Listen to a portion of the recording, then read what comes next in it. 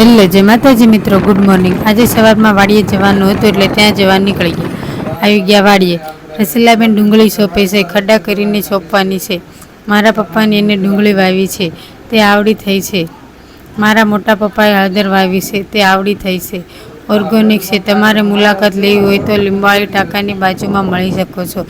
300 રૂપિયાની કિલો છે। તમે કોઈ દિવસ જોઈ છે તો કોમેન્ટ કરજો। અમારી સિંગમાં ફુવારા ચાલુ છે। આજે અળવીના પાનના ઢોકળા બનાવવાના છે। પાન લઈ લીધા, બેસી ગયા કટિંગ કરવા। રોલ કરીને કરી નાખ્યા કટિંગ, થઈ ગયા કટિંગ। રસીલાબેન બેટર બનાવે છે। બેટર થઈ ગયું તૈયાર। ડીશમાં પાથરી દીધું બેટર, મેકી દીધા ઢોકળિયામાં બાફા, બફાઈને થઈ ગયા તૈયાર।